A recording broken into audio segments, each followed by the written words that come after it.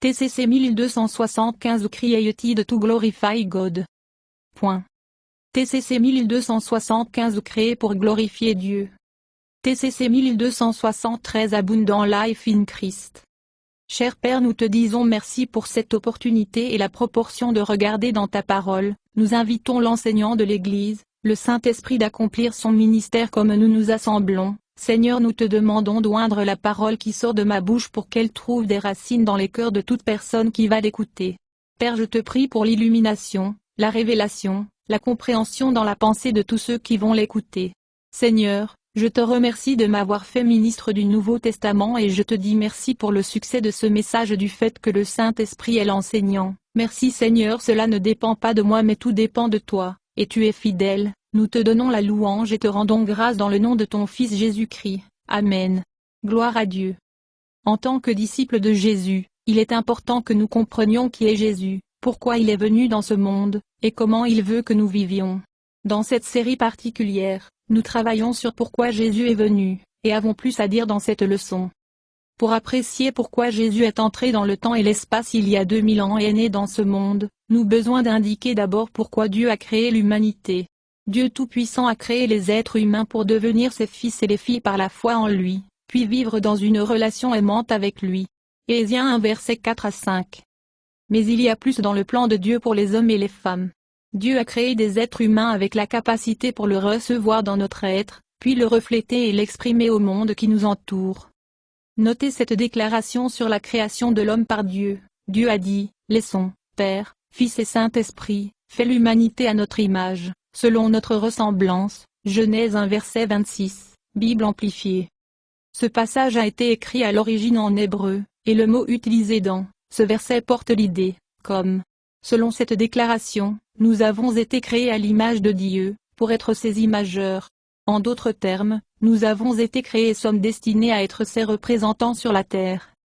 Le Seigneur nous a façonnés, fait, avec la capacité de le recevoir en notre être et ensuite image ou refléter, représenter et l'exprimer au monde qui nous entoure. Cela lui apporte honneur et gloire. Cependant, à cause de notre péché, les hommes et les femmes ne sont plus aptes à être des fils et des filles de Dieu, image de Dieu, ou aptes à être la demeure de Dieu. À cause du péché, nous sommes perdus dans notre but créé. Jésus est venu dans ce monde pour mourir en sacrifice pour le péché de l'humanité. Jésus mort et résurrection a ouvert la voie pour que tous ceux qui croient en lui soient restaurés à leur but créé en tant que fils et filles de Dieu, qui sont habités par lui, et l'image et le reflète. Hébreux 9 verset 26. Timothée 2 verset 15. Jean 1 verset 12 et 13. Jean 5 verset 1. Etc. Jésus n'a pas seulement guéri la famille de Dieu en mourant pour le péché, il est aussi le modèle pour la famille de Dieu. Souviens-toi, Jésus est Dieu devenu pleinement homme sans cesser d'être pleinement Dieu. Dans son humanité, Jésus est l'étendard de la droiture, de la pureté et de la sainteté pour les fils et filles de Dieu. Romains 8 verset 29 pour qui Dieu a prédit qu'il devait aussi être conforme à la ressemblance de son Fils, nouvelle version internationale. Car Dieu, dans sa préscience, les a choisis pour porter la ressemblance familiale de son Fils. J. B. Phillips. Note rapide, prédestiné ne signifie pas que Dieu a choisi seulement certaines personnes pour la filiation. Prédestiné signifie décider à l'avance. Avant que nous existions, Dieu a décidé, planifié, d'avoir une famille, et tous ceux qui croient en lui deviennent une partie de sa famille. Les croyants en Jésus ne deviennent pas Jésus. Nous devenons semblables à lui dans notre caractère, nos motifs, attitudes, paroles et actions. Nous devenons la personne que nous étions censés être avant que le péché ne nuise à la famille. Nous sommes restaurés à notre but créé en tant que fils et filles de Dieu, qui représente ou image avec précision Dieu Tout-Puissant au monde autour de nous. Le passage sur la conformité à l'image ou ressemblance de Jésus, Romains 8h29, est suivi d'un énoncé concis de comment Dieu accomplit cette transformation chez les hommes et les femmes. Romains 8 verset 30 exatonne ce qu'il, Dieu, a prédestiné, il les a aussi appelés, et ceux qu'il a appelés, il les a aussi justifiés, et ceux qu'il a justifiés, il a aussi glorifiés. Dieu nous appelle ou nous invite à venir à lui. Lorsque nous répondons à son appel, il nous justifie, pardonne notre péché, nous déclare justes et en règle avec lui-même. Puis il nous glorifie. Être glorifié signifie être rendu vivant avec Dieu, son esprit, sa vie incréée, dans chaque partie de notre être afin que nous puissions exprimer lui et sa gloire. La glorification nous donne une nouvelle vie, Dieu nous habite par son esprit et sa vie, et nous élève à une position exaltée en tant que fils et filles de Dieu. Il les a choisis il y a longtemps, quand le moment vint, il les appela, les rendit justes à ses propres yeux, puis les éleva jusqu'à la splendeur de la vie comme ses propres fils. Romains 8 verset 30, J. B. Phillips. La glorification signifie notre délivrance ultime de toute trace et effet du péché et de la mort par une infusion de vie éternelle, Dieu, par son esprit. Finalement, nos corps seront glorifiés ou rendus immortels et incorruptibles comme le corps de résurrection de Jésus. Philippiens 3 versets 20 à 21. La glorification, être conforme à l'image du Christ, est un processus qui commence lorsque nous croyons en Jésus. Ce processus ne sera pas complètement achevé tant que nous n'aurons pas vu Jésus face à face. Jean 3 verset 2. En ce moment, tu es un travail terminé en cours. Tu es pleinement le fils ou la fille de Dieu à travers la foi en Christ, mais pas encore pleinement comme Jésus dans chaque partie de votre être. La parole glorifiée est au passé composé en Romains 8h30, qu'il a justifié, il les a aussi glorifiés. Pourquoi cette déclaration est-elle au passé si nous ne sommes pas encore pleinement glorifiés? Parce que celui qui a commencé une bonne œuvre en toi, tu l'accompliras si tu restes fidèle à lui. Philippiens 1 verset 6. Les écrivains du Nouveau Testament ont compris et enseigné que nous avons la conformité à l'image du Christ, glorification, dans une certaine mesure maintenant, de plus en plus lorsque nous marchons dans l'obéissance à Jésus, puis en plénitude lorsque nous le voyons face à face. Nous avons déclaré ci-dessus que Dieu a créé l'humanité à son image et ressemblance pour qu'elle soit des fils et des filles imaginaires qui le reflètent et l'expriment au monde qui les entoure. Considérez une autre déclaration sur la création des êtres humains. Qu'est-ce que l'homme dont vous vous souciez, et le Fils de l'homme, né sur terre, dont vous prenez soin? Pourtant, vous l'avez fait un peu inférieur à Dieu, être céleste, et vous l'avez couronné de gloire et d'honneur. Psaume 8 2.4, 5, Bible amplifiée. L'humanité a été créée pour une position de gloire. Mais à cause de notre péché, l'humanité est tombée de cette position de gloire. Romains 3. 23 car tous ont péché et sont privés de la gloire de Dieu. SV, il leur manque la gloire qui vient de Dieu. Montgomery. Peut-être que vous pensez. La Bible ne dit-elle pas que Dieu ne partagera sa gloire avec personne? Oui, il le fait. Ésaïe 42 verset 8, Ésaïe 48 verset 11. Mais regardons ces passages dans leur contexte et comprenons la signification. Ésaïe a prophétisé pendant une période de culte rampant des idoles en Israël qui a culminé avec la conquête d'Israël par des puissances étrangères. Avant leur destruction, Dieu a envoyé Isaïe le prophète à son peuple pour les rappeler à lui. Le livre d'Isaïe a été écrit dans le cadre de ce ministère. Dans les chapitres 40-48, Isaïe a souligné le caractère ridicule de leur idolâtrie, le fait qu'ils adoraient des idoles qui ne sont rien de plus que des blocs de bois ou de pierre sans vie. Dans ce contexte, Isaïe a cité le Seigneur en disant, Ésaïe 42 verset 8 Je suis le Seigneur. C'est mon nom. Je ne donnerai ma gloire à personne d'autre. Je ne partagerai pas mes louanges avec des idoles sculptées. Bible du Semeur.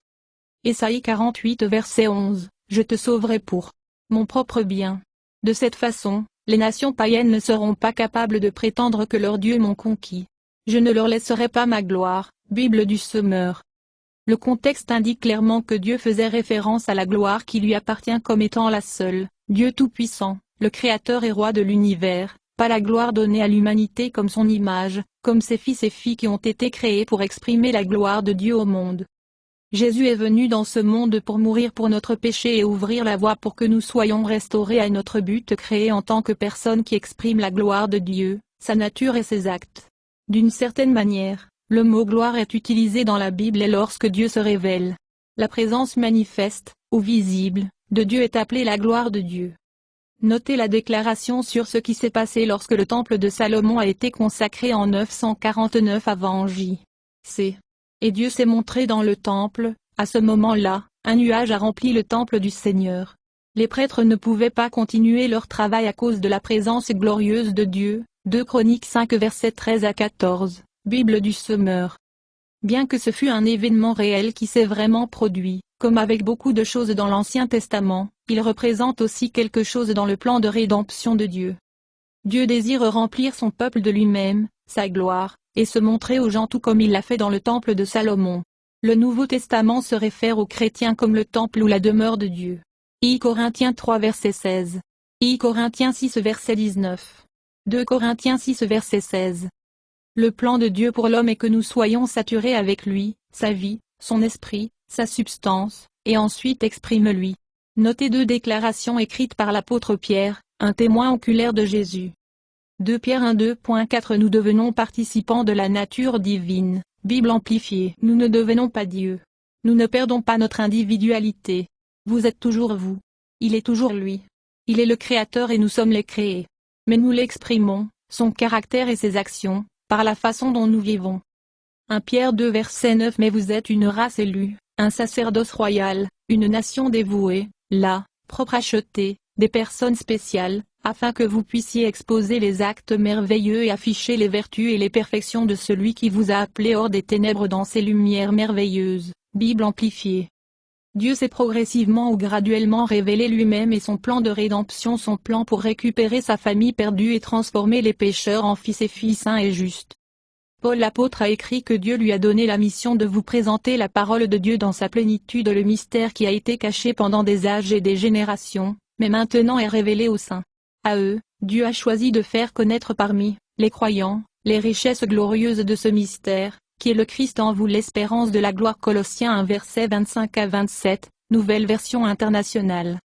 Dans cette même lettre, Paul a écrit, car en lui, Jésus, toute la plénitude de la déité, la divinité, continue de demeurer sous forme corporelle, donnant une expression complète de la nature divine. Et nous tous, sont en lui, rendus pleins et parvenus à la plénitude de vie en Christ, vous aussi êtes remplis de la divinité, Père, Fils et Saint-Esprit, et atteindre la pleine stature spirituelle. Colossiens 2 versets 9 à 10, Bible amplifiée. Notez plus de passages écrits par Pierre et Paul. Ils savaient que, tout comme Jésus a révélé la gloire du Père, les fils et filles de Dieu doivent exprimer sa gloire. Jésus est venu pour nous restaurer à notre but créé. Paul a écrit, nous, les apôtres, communiquons une sagesse secrète et cachée de Dieu, un mystère, que Dieu décrétait avant les âges, avant la création du monde, pour notre gloire. Aucun des dirigeants de cet âge comprit cela, car s'il l'avait fait, il n'aurait pas crucifié le Seigneur de gloire. I Corinthiens 2 versets 7 à 8, édition SV. Notez que ce plan était destiné à notre gloire. Le plan de salut et de restauration de Dieu a été conçu avant que le monde ne commence.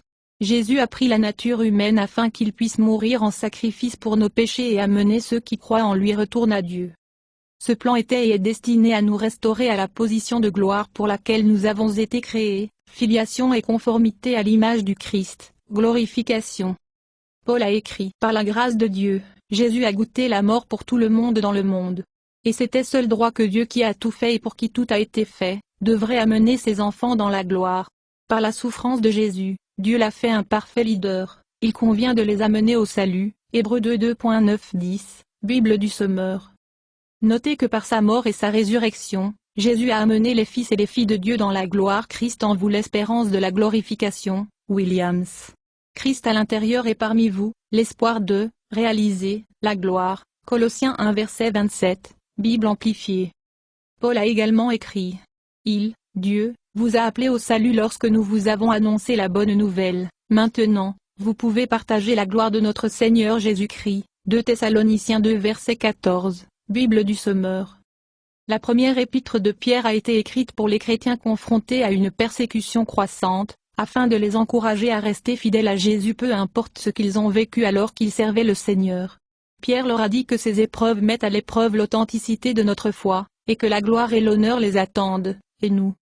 Pierre a écrit, moi, Pierre 1 2.7, cette démonstration de votre foi est destinée à contribuer à votre louange et la gloire et honneur quand Jésus-Christ, le Messie, loin, est révélé. Bible amplifiée.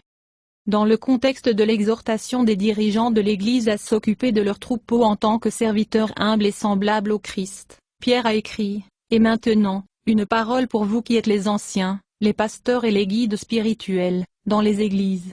Moi aussi, je suis un ancien et un témoin des souffrances du Christ. Et je partagerai sa gloire et son honneur quand il reviendra. Et quand le chef shepherd viendra, ta récompense sera un partage sans fin de sa gloire et de son honneur. I Pierre 5 2.1, 4, Bible du Sommeur. La mort de Jésus était un moyen d'atteindre une fin. Il est mort pour ouvrir la voie aux pécheurs afin qu'ils soient restaurés à leur but créé en tant qu'hommes et femmes qui expriment la gloire de Dieu et glorifient pleinement Dieu Tout-Puissant. Dans le contexte de dire aux hommes comment traiter leurs femmes, Paul a écrit que Jésus aimait l'Église et donnait lui-même pour cela. Le mot grec qui est traduit Église signifie littéralement un appel. Les croyants sont appelés à sortir, Romains 8 verset 3, appelés hors des ténèbres dans le royaume et la lumière de Dieu. Notez les paroles de Paul. Éphésiens 5 versets 25 à 27. Christ aussi a aimé l'Église, et s'est donné pour elle. Qu'il puisse la sanctifier et la purifier par le lavage d'eau par la parole, afin qu'il puisse se présenter à lui-même une Église glorieuse, n'ayant aucune tache, ni ride, ni rien de semblable. Mais qu'elle devrait soit saint et sans tache. Louis II. Notez comment le mot glorieux est traduit dans différentes traductions de la Bible. Une Église rayonnante, énivée, splendeur glorieuse. Bible amplifiée, tout glorieux, présenter l'Église à lui-même dans la splendeur. Cette Église glorieuse a été mal interprétée pour signifier une compagnie spéciale de croyants qui seront sur la terre à la seconde venue de Jésus. Beaucoup disent que Jésus ne peut pas revenir jusqu'à ce glorieux l'Église apparaît, ceci est incorrect. Quand nous lisons le contexte du verset, Éphésiens 4 verset 1 et chapitre 6 verset 24, nous voyons que Paul ne parlait pas de second avènement. Il ne mentionne pas du tout le retour de Jésus. Il instruisait les croyants sur comment se conduire, vivre, se comporter, à la lumière de ce que Jésus a fait pour nous. Dans le contexte d'instruire les maris de traiter leurs femmes comme Jésus traitait l'Église, il a donné lui-même pour cela. Paul énonce le résultat final du salut, ou pourquoi Jésus est mort pour nous. Jésus est mort pour obtenir des croyants qui sont saints et sans tache, libres du péché et de toutes ses conséquences. La glorification est le résultat final pour chaque être humain, d'Adam et Ève à la fin de cet âge, qui a cru en Jésus, ou la révélation de Jésus qui a été donnée à leur génération. Considérez quelque chose que Jésus a dit pendant son ministère terrestre, comme il a raconté plusieurs paraboles à propos de ce qui se passera quand il reviendra pour établir son royaume visible et éternel sur la terre, et le plan de salut et de rédemption de Dieu est accompli. Matthieu 13 versets 41 à 43. Moi, le Fils de l'homme, j'enverrai mes anges, et ils retireront de mon royaume tous ceux qui causent du mal et tous ceux qui font le mal. Alors le pieux brillera comme le soleil dans le royaume de leur Père. Bible du Semeur. Conclusion, les mots ne suffisent pas lorsque nous parlons de la façon dont un Dieu transcendant, éternel, habite l'homme fini, l'être. Mais le Nouveau Testament rend clair que Dieu désire demeurer et ensuite se révéler à travers son peuple. Dieu Tout-Puissant nous a créés pour apporter louange, honneur et gloire à lui par qui nous sommes en tant que ses fils et filles et par la façon dont nous vivons. Considérez ces deux pensées alors que nous concluons. Dieu nous a donné le privilège glorieux de lui apporter l'honneur, nous, avons été destinés et nommés, pour vivre pour la louange de sa gloire, Éphésiens 1 verset 12, selon la Bible amplifiée. Nos paroles et actions peuvent honorer Dieu et lui apporter la gloire. Jésus a dit, « Tu es la lumière de le monde. » Que vos bonnes actions brillent pour que tous puissent les voir, afin que chacun loue votre céleste Père. Matthieu 5 versets 14 à 16, Bible du Semeur. Nous avons été créés pour glorifier Dieu. Par notre péché, nous avons perdu notre destinée.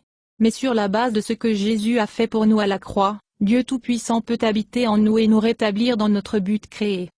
Nous sommes des fils et filles de Dieu. Il est en nous par son esprit et sa vie. Ce fait devrait affecter la voie nous vivons, comment nous nous comportons envers Dieu et envers nos semblables. Plus la semaine prochaine. Ma prière est que par ces leçons chacun de nous sera inspiré pour marcher comme Jésus a marché. Laissez Jésus vous faire confiance à travers sa parole, la Bible. Merci Seigneur pour votre merveilleuse parole que tu as choisie pour que ça passe par moi. Merci Seigneur de choisir des fils et des filles d'être conformes à l'image de Jésus-Christ et d'être faits comme tes enfants en caractère et en puissance, pour tout ce qu'on entend.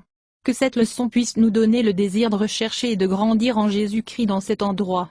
Seigneur, nous vous remercions et nous vous servons sur votre scène, notre désir c'est de demeurer en toi au nom de ton Fils Jésus-Christ. Amen. Louez le Seigneur, louez le Seigneur.